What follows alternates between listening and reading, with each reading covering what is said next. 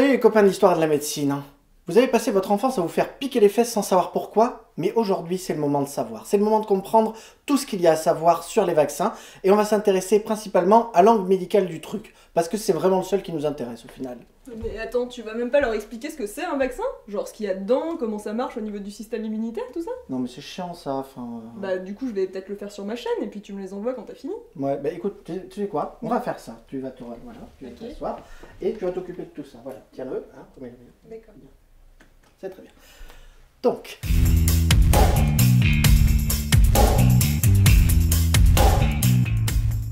Qui fabrique les vaccins? Au départ, les vaccins sont mis au point par des chercheurs universitaires ou des laboratoires pharmaceutiques. Ils commencent à être testés sur des cellules, des modèles animaux, puis au final des gens. Un petit peu de gens au début, puis beaucoup plus de gens par la suite. Entre l'idée du vaccin et sa mise sur le marché, il se passe environ 10 ans, avec plusieurs niveaux d'études. On teste l'efficacité du vaccin, mais aussi sa tolérance vis-à-vis de tous les composants à des doses différentes. Antigènes, adjuvants, conservateurs, tout y passe. Et on mesure son efficacité sur un maximum d'individus. Et même selon leur âge et selon leur sexe. Ah mais t'es toujours là toi en fait. Et oui. Ok. Donc l'autorisation de mise sur le marché est donnée par la NSM en France ou par la FDA aux États-Unis. Mais avant ça, il y a plusieurs filtres scientifiques qui valident les vaccins à tout point de vue. Utilité réelle, efficacité de protection et innocuité, c'est-à-dire que le vaccin ne doit pas être dangereux. Et même une fois validé et mis sur le marché, le vaccin est évalué par les instances gouvernementales et par le laboratoire pharmaceutique afin de repérer d'éventuels effets secondaires. Et s'il existe le moindre doute, le vaccin est suspendu de commercialisation, comme n'importe quel médicament mis sur le marché. Et cela persiste jusqu'à ce que le doute soit levé ou que le médicament soit définitivement retiré du marché. Si c'est le cas, on en informe évidemment les médecins et les patients concernés. Du coup, tous les vaccins qui circulent sont suivis en permanence pour faire des énormes bases de données, et ces données sont disponibles tout le temps pour faire des études à grande échelle. Désolé, je précise, j'avais l'impression que c'était pas clair, mais ça va, je m'en vais. Très bien. Qui décide de quand et quel vaccin on doit recevoir? Ça, c'est ce qu'on appelle le calendrier vaccinal. Il décrit l'ensemble des vaccins dont vous relevez selon votre âge et vos caractéristiques personnelles. Ce calendrier précise aussi le nombre de rappels et l'espacement entre les vaccins. Il est réévalué chaque année par le ministère de la Santé, sur conseil du comité technique des vaccinations du Haut Conseil de santé publique. Et il est mis à jour régulièrement, selon les nouveaux vaccins mis au point et selon les études concernant les vaccins déjà sur le marché. Vous pouvez d'ailleurs le trouver sur le site de Santé publique France, par ici. Et vous pouvez d'ailleurs avoir un carnet électronique pour ne plus oublier vos rappels sur ce site.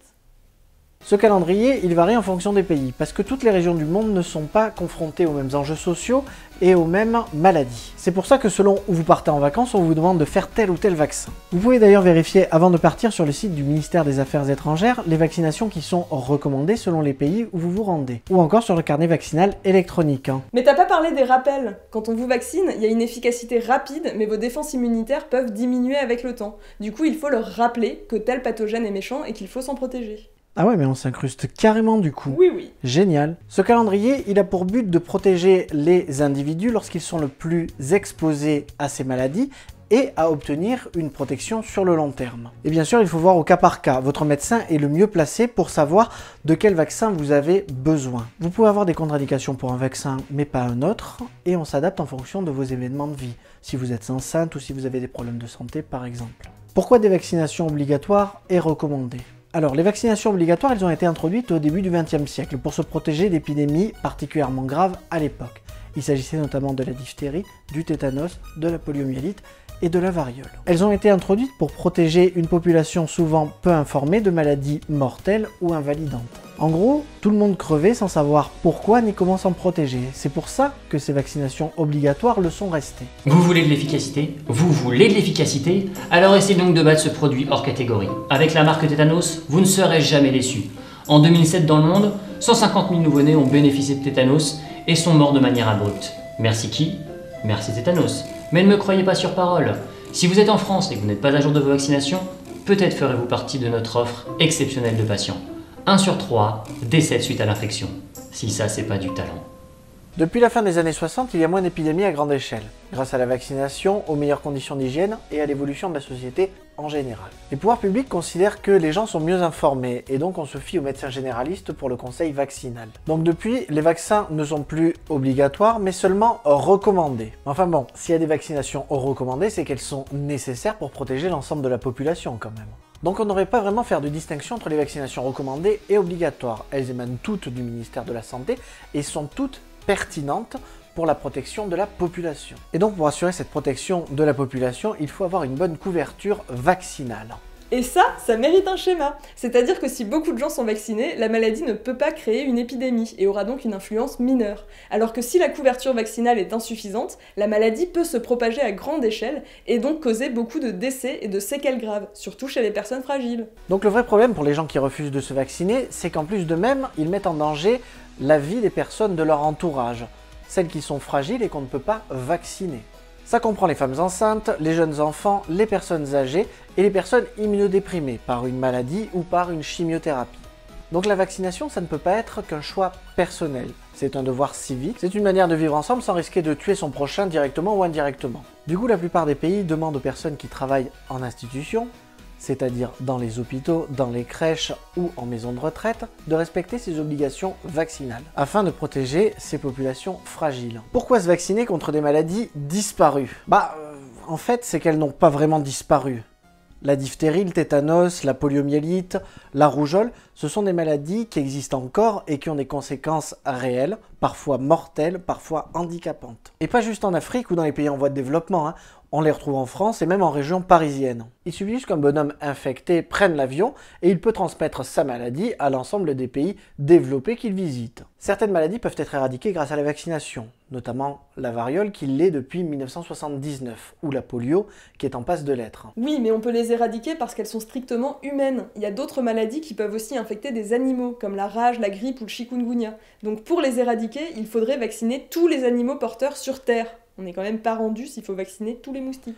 Et le tétanos aussi. Il est dû à une bactérie qui est dite tellurique, c'est-à-dire qui réside dans la terre, donc on ne pourra jamais l'éliminer. Alors oui, ces maladies sont très rares aujourd'hui, mais elles peuvent toujours revenir. Et même si elles n'infectent que quelques personnes, quelques dizaines ou centaines de personnes, leurs conséquences peuvent être dramatiques. Elles peuvent conduire à des handicaps très importants, au décès, notamment chez des enfants très jeunes ou immunodéprimés. On a des exemples récents. En 2013, aux États-Unis, 21 000 cas de coqueluche ont été recensés contre 1000 cas en 1973 à cause d'une diminution de la vaccination. En France, entre 2008 et 2012, une grosse épidémie de rougeole est survenue pour les mêmes raisons. On peut illustrer ça avec le schéma du bloc du pharmacien qui résume pas mal le truc. Les vaccins peuvent-ils entraîner des maladies? Alors pour commencer, les vaccins ne peuvent pas vous donner la maladie pour laquelle ils vous protègent. Pour une raison très simple, c'est que les pathogènes qui sont injectés sont au préalable inactivés. Ils sont donc incapables de vous infecter. Alors bien sûr, il existe un risque d'effet indésirable, mais ça c'est comme pour tous les médicaments. Mais ceux-ci sont mineurs. Ils se résument à une fièvre passagère, des douleurs musculaires ou une rougeur au point d'injection. Autant de signes qui témoignent du bon déroulement de la vaccination. Passé ces petits désagréments, on se rend très vite compte que les bénéfices attendus de la vaccination pour soi, pour ses proches ou pour la collectivité sont très largement supérieurs aux risques encourus. En gros, la balance bénéfice-risque est très largement en faveur de la vaccination. Une autre question nous est souvent posée, c'est est-ce que la vaccination peut provoquer une autre maladie, quelque chose de totalement différent? La première polémique du genre, c'était une étude qui disait que le vaccin Aurore pouvait avoir un lien avec l'autisme. Depuis cette polémique, cette étude a été démontée par de très nombreux chercheurs. Elle a même été retirée de la revue où elle a été publiée. En fait, les résultats avaient été complètement pipotés par le médecin responsable de l'étude, qui d'ailleurs a été radié de l'ordre des médecins. Il y a eu un paquet d'études faites depuis sur cette thématique et sur plus d'1 million d'enfants, et on a bien établi qu'il n'y a aucun lien, entre ce vaccin ROR et l'autisme.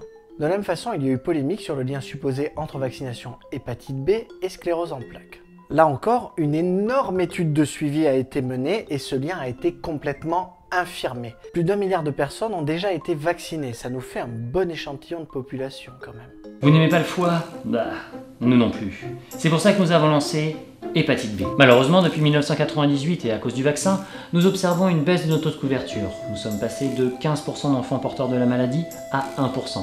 Mais avec un ratio de contamination 100 fois supérieur à celui du VIH, nous observons quand même 680 000 décès par an dans le monde.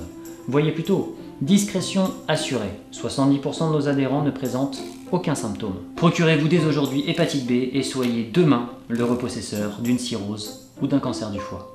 Plus récemment encore, un lien a été soupçonné entre la vaccination HPV, c'est-à-dire celle qui vous protège contre le cancer du col de l'utérus, et la survenue de maladies auto-immunes comme la sclérose en plaques. Et la rebelote, 170 millions de vaccins anti-HPV ont été distribués dans le monde. Et la surveillance montre qu'il n'y a pas plus de maladies auto-immunes ou de sclérose en plaques chez les patientes vaccinées que chez les patientes non vaccinées.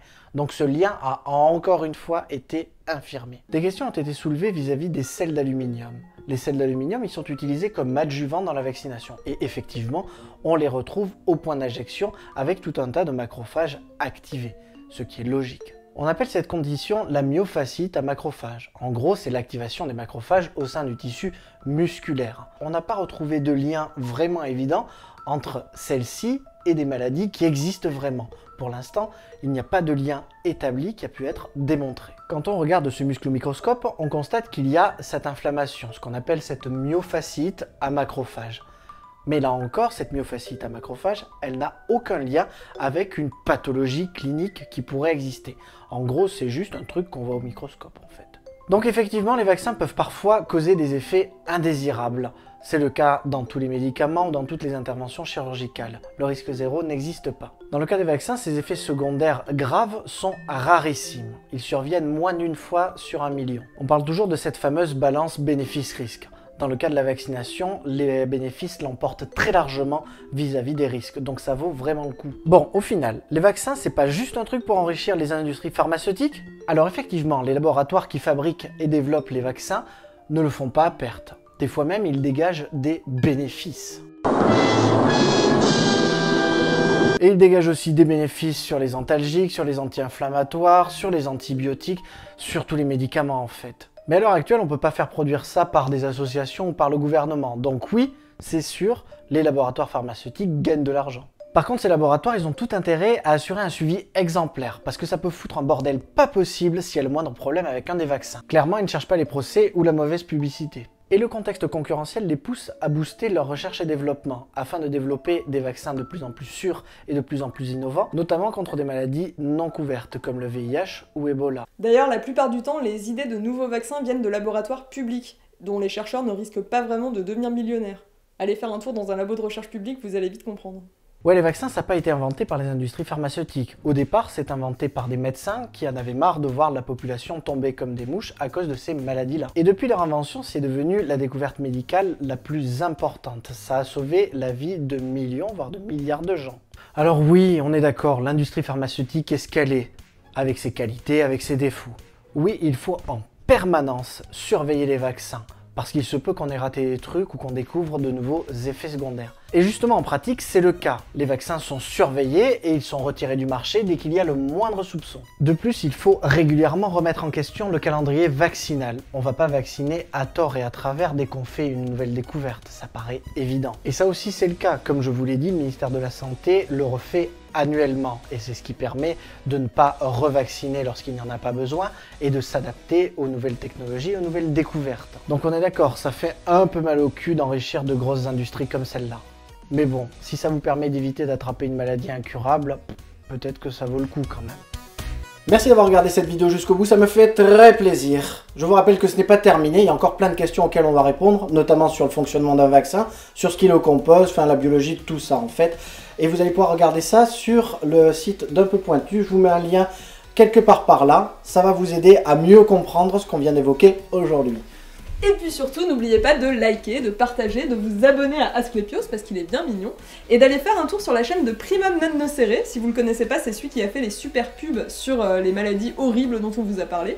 Et puis surtout, on se retrouve sur ma chaîne, hein? Cœur cœur! À bientôt!